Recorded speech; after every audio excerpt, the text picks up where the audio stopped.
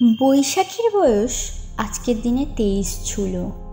গত বছরের মতো যদি আজকের দিনটা থাকতো তাহলে হয়তো তার মা আজকে তার জন্য প্রিয় পদগুলি রান্না করত। তার বাবা তার জন্য নতুন পোশাক নিয়ে আসতো, আর তার বোন অন্যদিন ঝগড়া করলেও আজকের দিনে নিশ্চয়ই তার জমানো টাকা থেকে তার দিদির লুকিয়ে লুকিয়ে চাওয়া সেই কুমোর পাড়ার বড় পেঁচার মূর্তিটি নিয়ে আসতো। কিন্তু এইবার সবাই চুপচাপ। বাড়িতে নীরব কান্নার আওয়াজ, যেন বৈশাখীর বাড়িকে ভাঙা বাড়ির মৌন ব্যারিকেড করে তুলেছে। কিন্তু এর আগে এমনটা কোনোদিন হয়নি। বৈশাখী যেন শুধু অতীতে ফিরে যেতে চাইছে বারে বারে। বৈশাখীর শুধুই মনে পড়ছে গতকাল রাতের কথা, যখন রাত 12টার দিকে বৈশাখীর বোন পাশের ঘর থেকে বৈশাখীকে ফোন করে বলল, হ্যাপি বার্থডে দিদি, শক্ত হয়ে থাক, সব ঠিক হয়ে যাবে।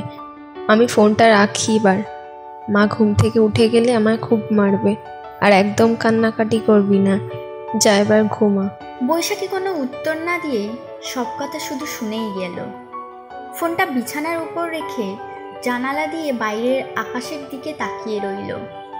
ঘড়ির কাঁটা টিকটিক করতে করতে কতটা সময় পার করে দিল বৈশাখী তাই হিসেব রাখল না। শুধু বেখিয়ালে সময়ের সাথে তাল মিলিয়ে তার বুকের কাছে দু হাত দিয়ে চেপে ধরা হাঁটু দুটোর উপর ফোঁটা ফোঁটা চোখের জল ফেলেই গেল। অপেক্ষা করতে করতে কখন কালো অন্ধকার ভরে পাখিরা ঘুম থেকে কেবল ওঠা শুরু করেছে, তখন আর থাকতে না পেরে বৈশাখী ধ্রুবকে ফোন করল।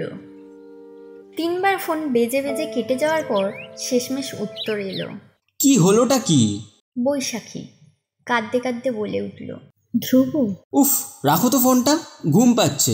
ধ্রুব, আজ 21শে মে। তা তোমার জন্মদিন বলে কি আমি এখন গান করব? ধ্রুব প্লিজ এইভাবে বলো না। রাখো ফোনটা, রাখো। ধ্রুব শোনো না, আমার মা বাবা বাইরের সমাজে মুখ দেখাতে পারছে না আমার জন্য। যে কেউ যখন তখন এসে কথা শুনিয়ে যাচ্ছে। মা সেই রাতে বোনকে আমার সাথে মিশতে বারণ করেছে, মা বাবাকে কথা বলছে না। আমি বুঝতে পারছি পাড়াতে অফিসে আমার জন্য বাবাকে খুব ছোট হতে হচ্ছে। আসলে আমার বাবা তো দাম্ভিক মানুষ, এই অপমানটা কিছুতেই মানতে পারছে না। আমার ভয় লাগছে যদি বাবার কিছু হয়ে যায়। ধ্রুব চলো না আমরা বিয়েটা সেরে ফেলি, যদি একটু সমাজে এতে টেকা যায় মাথা উঁচু করে। এই থামো থামো, বিয়ে করব আমি তোমার মতো নষ্ট মেয়েকে? ধ্রুব আমি নষ্টা? ভুল কিছু বললাম?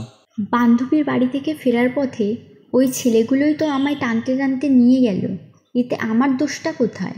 সত্যি করে বলো তো, তোমার ইচ্ছা ছিল না? ধ্রুব আমাদের সামনের মাসে বিয়ে। আরে রাখো তো। এই শোনো, নষ্ট মেয়ের বিয়ে হয় না কোনো দিন। ধ্রুব সবাই আমায় কথা শোনাচ্ছে, তুমিও প্লিজ ওদের মতো বলো না।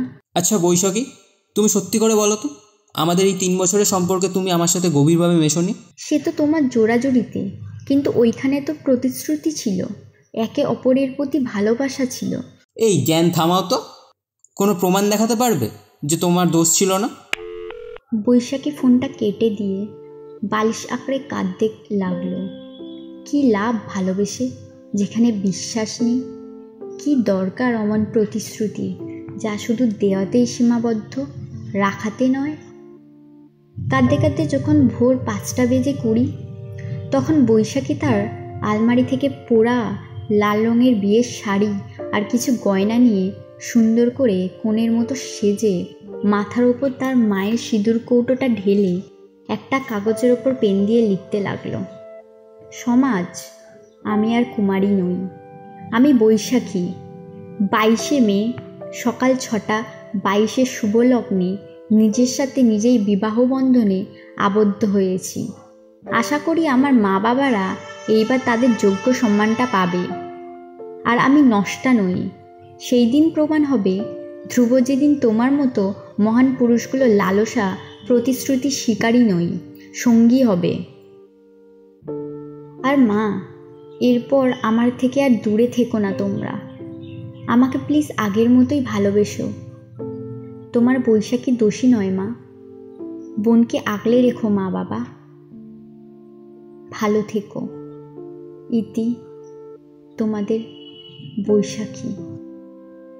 আমার কোনো দোষ নেই মা, যদিও তাদের বাড়ির সবাই এমনিতে দেরি করে ওঠে, কিন্তু জন্মদিনেও দিদি কেন 10টা পর্যন্ত ঘুমাবে? দিদিকে ডাকতে গিয়ে মহুয়া দেখে তার দিদির ঘরের দরজা ভেজানো। দিদি ওঠ ওঠ বলতে গিয়েই থমকে যায় মহুয়া। ফ্যানের সাথে দিদির কোণের সাজে সাজা দেহখানি ঝুলছে। আর ল্যাপটপের রেকর্ড ফাইলে থাকা বৈশাখীর কিছুক্ষণ আগে রেকর্ড করা গানটি বারবার বেজে যাচ্ছে।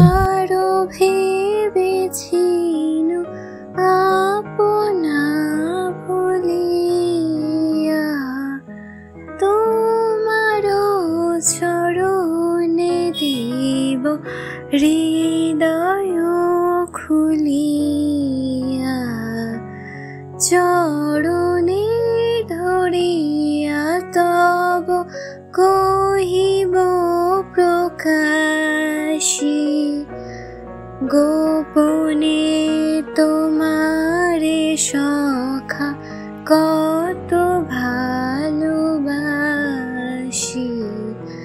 কতবার ভেবেছিনু আপনা ভুলিয়া, তোমারও চরণে দেব হৃদয় খুলিয়া।